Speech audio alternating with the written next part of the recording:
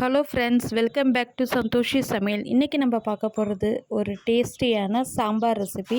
இதை நீங்கள் இட்லிக்கும் தொட்டு சாப்பிட்லாம், ரைஸ்க்கும் தொட்டு சாப்பிட்லாம். இது என்னோடய சீக்ரெட் ரெசிபின்னு கூட இதை நான் சொல்லலாம். இப்போ வந்து என்னோடய சீக்ரெட் ரெசிபியை தான் இன்றைக்கி நான் உடச்சிருக்கேன். எல்லோரும் என்கிட்ட கேட்டுகிட்டே இருப்பாங்க, நீங்கள் எப்படி சாம்பார் வைக்கிறீங்க, ப்ளீஸ் அது ஒரு வீடியோ போடுங்க, செம்ம டேஸ்ட்டாக இருக்குன்னு எங்கள் ஃப்ரெண்ட்ஸ் சர்க்கிள்லேருந்து எப்போ பார்த்தாலும் கேட்டுகிட்டே இருப்பாங்க. அவங்களுக்கோசரம் தான் இன்றைக்கி இந்த ரெசிபீஸ் வந்து போட்டிருக்கேன். ஏன்னா அவங்களுக்கு தெரியுங்க, ஏன்னா சாப்பிட்ருக்காங்க நிறைய பேர் எங்கள் ஃப்ரெண்ட்ஸோடு சேர்ந்து சாப்பிட்றப்ப.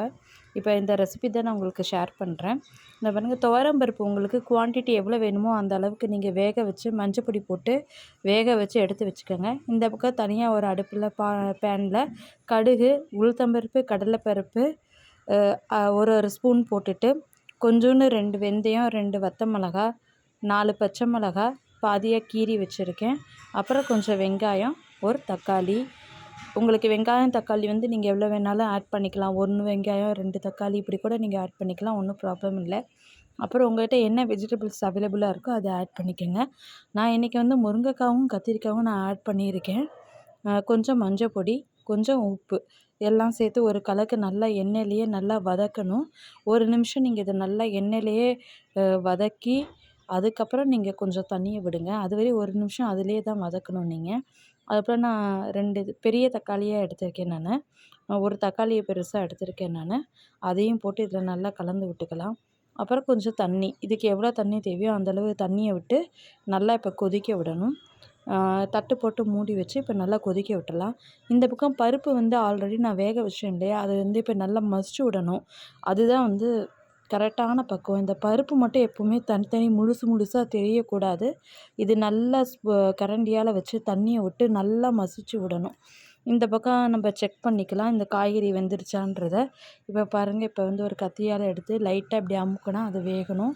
அதுதான் அதுக்கு சரியான பக்குவம். இந்த பாருங்கள் வெந்துருச்சு.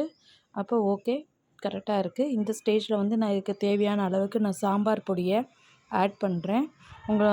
இது வந்து நான் ஹோம்மேடு சாம்பார் மசாலா, இது இன்னொரு வீடியோவில் நான் போடுறேன் எப்படி இதை மேக் பண்ணணுன்றது.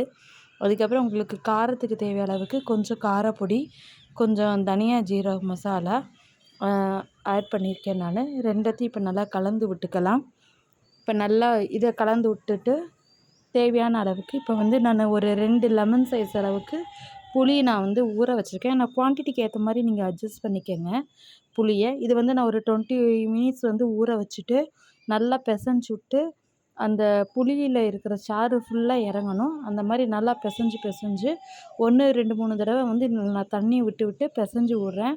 அப்போ வெறும் சக்கை மட்டும்தான் மிஞ்சி இருக்கும் லாஸ்ட்டில்.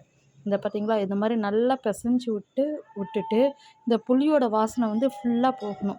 அதுக்கு இந்த மாதிரி நல்லா பபுள்ஸ் வருது பாருங்கள், அந்தளவு நல்லா கொதிக்க விட்டணும். அப்போ தான் அந்த புளியோட ஸ்மெல் போகும். அதுக்கப்புறம் இதுக்கு தேவையான அளவு உப்பு சேர்த்துக்கிறோம். இந்த பக்கம் பருப்பு வேக வச்சுருக்கோம் இல்லையா, அதுலேயும் தேவையான அளவு தண்ணியை சேர்த்துட்டு அதுலேயும் உப்பு சேர்த்துட்டு இப்போ இதை வந்து இதில் வந்து அடுப்பில் போட்டுடலாம். ரெண்டத்தையும் நல்லா கலந்துட்டுடலாம்.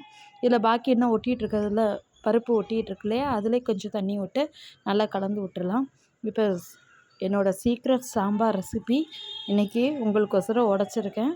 இது கண்டிப்பாக ட்ரை பண்ணி பார்த்துட்டு சொல்லுங்கள். இதே மாதிரி சேம் ப்ரொசீஜரை ட்ரை பண்ணுங்கள், செம டேஸ்ட்டாக இருக்கும். மேலே கொத்தமல்லி தழையை தூக்கி இறக்குங்க.